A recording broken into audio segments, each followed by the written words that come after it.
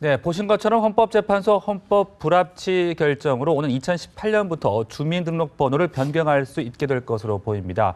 헌재 판결의 배경과 또 의미, 또 주민등록번호 변경이 가져올 영향까지 자세하게 좀 이야기를 나눠보겠습니다. 네, 이번에 헌법소원을 제기한 청구인 측의 변호인입니다. 좌세준 변호사 나와주셨습니다. 안녕하십니까? 네, 안녕하십니까. 그 번호를 변경할 수 있는 규정을 두지 않은 주민등록법 7조에 대해서 헌재가 헌법 불합치를 선고를 했습니다. 이 같은 판단의 배경부터 좀 짚어볼까요? 예, 크게 그 두 가지 이유가 있다고 봅니다. 첫째는 그 현재 주민등록번호가 대량으로 유출되는 사고가 발생했기 때문에 네. 이제는 그야말로 주민등록번호 변경을 통해서 추가 피해 발생을 막는 것을 더 이상 이제 늦출 수 없다라는 것을 인정한 것이고요. 그런 의미에서 어제 헌재가 헌법 불합치 결정을 하면서 국회에 법 개정을 촉구하는 결정을 함께 했습니다.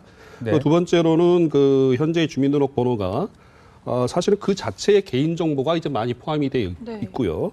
또한 그 한번 받게 되면 영구 불변의 번호로 죽을 때까지 이제 유지가 되도록 되어 있습니다. 그래서 이와 같은 주민등록번호가 시행된 지가 한 40년 동안 이제 유지가 되어 왔는데요. 이번 결정을 통해서 개인정보가 드러나지 않는 번호 체계를 마련한다거나 아니면 변경을 좀 더 유연하게 많이 허용하는 그러한 쪽으로 전면적인 재검토가 필요하다는 점을 이제 지적한 것으로 보아야 할 것입니다. 네, 보통 이 주민번호를 보면요. 뒷부분 첫 번째 자리가 1번이면 남자, 그렇죠. 2번이면 여자. 이 정도는 잘 알려져 있는데요. 그 외에도 개인정보가 많이 들어있다는 건가요? 그렇습니다. 통상 우리 시청자 여러분이나 저나 행정기관뿐만 아니라 은행이나 병원을 방문했을 때 주민등록번호 제도, 주민등록번호를 요청을 받게 되지 않습니까? 근데 네네.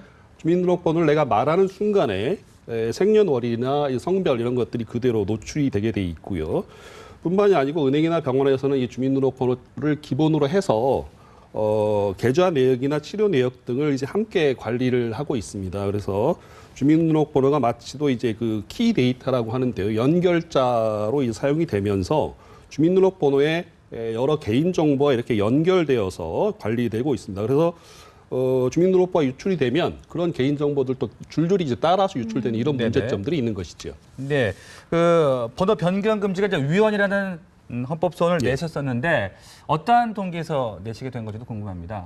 예, 앞서도 말씀드렸습니다만 그동안 이제 여러 차례 유출 사고가 발생해서 사실상은 전 국민의 그 주민등록번호가 누출되었다라고 봐도 틀리지 않을 것입니다. 그래서 네.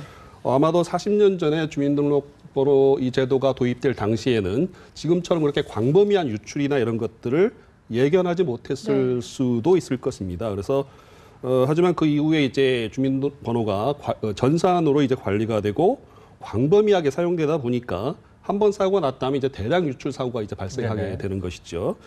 그럼에도 불구하고 현재 그 주민등록번호가 변경이 되지 않음으로 인해서 추가 피해를 예방하지 못하는 사태가 계속되어 왔고요. 일단은 주민등록 법에 규정이 없기 때문에 국민들이 변경 신청을 하더라도 지금구청장도 법에 변경 규정이 없다라는 이유로 변경하지 못하겠다는 답변을 지금 해온 것이란 말입니다. 그런데 어제 헌재 결정은 이와 같은 문제점을 해결하기 위해서 법 개정이 필요하다고 국회에 그런 촉구를 한 것입니다. 네네. 네, 사실 주민번호 유출 소식이 들려올 때마다 대부분의 국민들이 불안하실 것 같고 그렇죠. 저도 그런데 아직까지 구체적으로 피해를 겪은 적은 없긴 하거든요. 그런데 실제 피해 사례들도 많다고요. 가장 최근의 것으로는 작년 1월에 이제 밝혀진 건데 신용카드 회사가 보관하고 있던 개인정보가 무려 1억 4천만 건이 유출되는 사고가 발생했습니다. 우리 국민 수보다 더 많은, 그러니까 한 사람이 여러 카드사의 그 신용정보들, 개인정보들이 유출되는 그런 사고가 발생했는데요. 그 당시에 누출된 번호들이 보면 주민등록번호와 연계된 이름이나 주소, 집, 직장 전화번호, 이메일, 계좌번호, 카드 사용료 이런 것들이 쭉 다 이제 유출이 되어 버렸습니다. 그리고 또 심각한 사례 중에 하나는 다른 사람의 주민등록번호를 이용을 해서 여러 병원에서 그 향정신성 의약품을 다른 사람 명의로 그렇게 처방받는 그러한 그 심각한 그 사례가 발생하기도 했습니다. 네. 자, 그런데 반면에 이제 주민등록번호 변경을 너무 광범위하게 허용을 하다 예. 보면 좀 혼란스럽지 않을까 이런 부분들도 그렇습니다. 생각할 수 있을 것 같은데 요건이 어떻게 되는 건지 예, 설명을 좀 해주시죠. 그 문제는 어제 헌재 결정문에서도 언급되고 있습니다만 그 주민등록번호를 변경하더라도 네네. 기존의 번호와 그 바뀌는 번호를 이렇게 연계하는 그 연계 시스템을 구축을 해서 본인을 이제 확인하는 그 개인 식별 기능의 공백을 없애야 된다라는 네. 그 지적을 했기 때문에 그 부분은 이제 반드시 필요할 것이라고 보고요.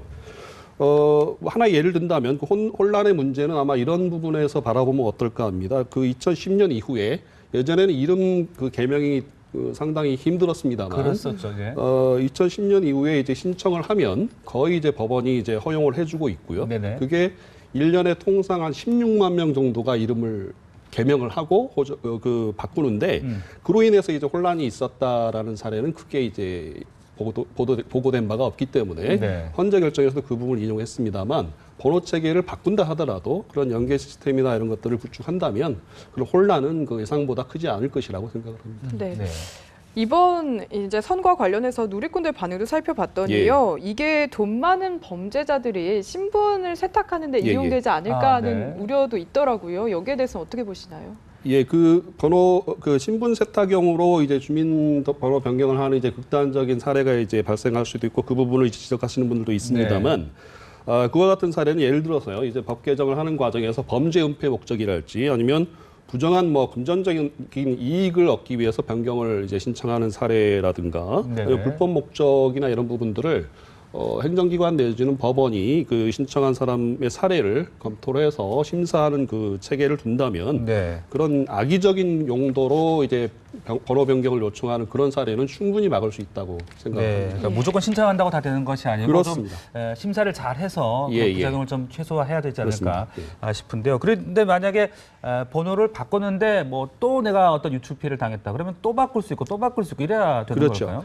그러니까 그 주민번호를 만약에 변경한다 하더라도 유출사고가 또 발생할 수 있지 않겠나라는 것이 이제 맞는 지적입니다. 그거는 네. 또 어제 헌재 결정을 하기 이전에 11월경에 있었던 그 공개 변론에서도 그 문제가 논의가 됐었는데요. 사실 이 문제를 해결하기 위해서는 궁극적으로 보안 체계를 이제 철저하게 마련하는 것도 중요하겠습니다만 네. 현재 사용되고 있는 그 주민등록번호의 사용 범위를 가급적 줄여서 일정한 영역에만 사용되게 하는 그런 조치가 필요하다고 보고요. 그러한 그 법 개정은 최근에 그 행정자치부에서도 시행령 개정 등을 통해서 많이 보완을 하고 있습니다. 그래서 보안 시스템의 마련에 더해서 그런 그 주민등록번호가 사용되는 영역을 줄이고 또 가능하다면 개별적인 영역에서 사용되는 개별번호 시스템으로 제도를 이제 변경해 나가는 그러한 제도 개선이 필요하다고 봅니다. 네, 그런데 이 부분도 궁금한데요. 어제 헌재가 결정을 내리면서 여러 가지 이야기들을 예. 했는데 이 개인을 국가의 관리 대상으로 전락시킬 위험성이 있다. 이렇게 그렇습니다. 이야기를 했거든요. 이게 예. 좀 쉽게 이야기를 하자면 어떻게 볼 수 있어요? 이런 겁니다. 그러니까 처음에 이제 주민등록번호 제도가 우리나라 도입될 때 여론을 저희들이 공개변론 절차에서 헌법재판관들에게 말씀을 드리고 했습니다만 사실은 그 시청자 여러분이나 저나 이름이 아니라 번호로 이제 불리게 될 때에는 예를 들면 군대나 그 교도소나 이런 쪽에서 상당히 번호로 불리게 되면 솔직히 불쾌감을 느끼는 것이 사실입니다. 그래서 그런 그 번호제도 자체의 문제점이 있는 것이고요. 물론 이제 주민등록번호를 통해서 국가가 주민을 관리할 필요성이랄지 아니면 복지 혜택을 부여하는 그런 순기능을 부정할 수는 없을 것입니다. 그 부분까지 부정하는 것은 아니고요. 하지만 우리나라처럼 이제 태어나자마자 출생 신고를 하게 되면 한 번 부여받은 제도가 영구불변으로 이렇게 변경 불가능하도록 하는 이런 제도, 이 제도 자체는 이제 다른 나라에서 찾아보기 힘든 그런 거기 때문에 현재도 아마도 그런 면이 국가의 행정 편의나 이런 목적을 과도하게 목적으로 한 것이고 그에 비해서 이제 개인의 개인정보 자기결정권이나 이런 부분들을 침해하고 있다라고 본 그 결정적인 이유가 아닐까 생각합니다. 네, 이 헌법 불합치 결정이라는 것이 위헌이지만은 이제 법률적인 공백을 막기 위해서 한시로 좀 유지한다 그렇습니다. 그런 의미잖아요. 이제 2017년 12월 31일까지 유예 기간을 두는 것인데 2년 정도 예. 되는데 이 기간에 주민번호를 새로 제도를 만드는데 예. 무리는 없는 겁니까? 시간은 충분하다고 봅니다. 네. 그 이미 행정자치부가 그 발의한 그 개정안하고 그 국회의원 입법 발의로 이미 주민등록 개정안이 국회에 제출이 돼 있고요. 네네. 또 국가인권위원회는 그 주민등록법 개정과 관련해서 대량의 유출 사고 발생한 이후에 일종의 법이 개정된 다음에 이러한 그 가이드라인을 지켜서 개정돼야 한다는 그 가이드라인을 이미 낸 상황입니다. 그래서 이번 기회에 충분한 그 논의를 통해서 주민번호의 변경을 이제 폭넓게 인정을 하고 또 아울러 이 부여 방법 자체, 아까 말씀드렸습니다만 개인정보가 과도하게 담기지 않도록 그러한 내용을 포함을 해서 국회 행정자치부가 그 입법을 위한 노력을 한다면 2년이라는 시한은 뭐 충분하다고 저는 생각을 합니다. 네. 그런데 이런 얘기도 있더라고요. 2100년이 되면은 어차피 불가능하다, 변경을 해야 된다 이렇던데 왜 그런 건가요? 그 헌재 결정에서도 어제 나왔고 그게 이제 그 공개 변론 절차에서도 그 우리 그 청구인 측 그 전문가 진술을 통해서 나왔습니다만 아시겠지만 그 현재 주민등록번호 뒷자리의 1, 2는 이제 네. 1900년도에 태어난 그 남성과 여성을 가리키는 것이고요. 네. 그리고 2000년도에 태어난 그 우리 청소년들은 남자와 여자를 3번, 4번으로 이렇게 구분을 하거든요. 네네. 이외에 5, 6, 7, 8번은 이제 외국인들의 그게 부여되는 남녀 구분입니다. 그래서 근데 그러면 이제 2100년대에 가면 0과 9를 이제 남자는 9, 네. 여자는 0을 사용할 수 있지 아하, 않냐 네. 이렇게 생각을 할 수 있지만 그건 이미 이제 좀 이제 돌아가신 분들이 많지만 1800년도부터 1900년까지 태어난 분들에게 이미 부여되었던 번호입니다. 그래서 네. 이게 중복되는 문제가 있어서 네네. 만약에 이제 그때 가서 2100년에 가서 또 바꾸려면 그야말로 그때야말로 어마어마한 비용이나 이제 비효율성이 있다라는 그게 공개 변론에서 지적이 됐었고요. 이런 한계점을 감안을 네. 해서 이번 기회에 그런 어떤 개인 정보가 많이 담기지 않고 그런 어떤 혼선이 없는 번호 체계를 만들자라는 게 이제 그런 생각입니다. 그 해외에서는 이런 주민번호 제도가 어떻게 운영이 되고 있는지 궁금해지는데. 예, 해외 사례로 이제 검토될 만한 것들로는 일본의 사례를 보면 일본에도 그 주민번호표라는 게 있습니다. 네네. 그런데 거기는 개인 정보가 전혀 담기지 않은 11자리 숫자로 유지가 되고 있고요. 네. 거기서는 특히 그 변경 신청을 하게 되면 거의 예외 없이 그 변경을 허용해 주고 있습니다. 그리고 독일이나 뭐 프랑스 같은 경우에는 법률에 아예 그런 누설 사고나 이런 것들로 인한 문제점을 없애기 위해서 뭐 예를 들어 10년마다 일괄해서 갱신하게 하도록 돼 있고 네. 변경 신청도 유연하게 허용하는 그러한 규정들을 두고 있습니다. 네. 이번에 이제 헌재 결정이 내려지기까지 원고 측 법률 대리인으로서 예. 좀 힘써 와주셨는데 마지막으로 주민번호 제도가 좀 어떻게 운용이 되고 또 제도의 개선 어떤 것들이 필요할지 좀 한 말씀 부탁드립니다.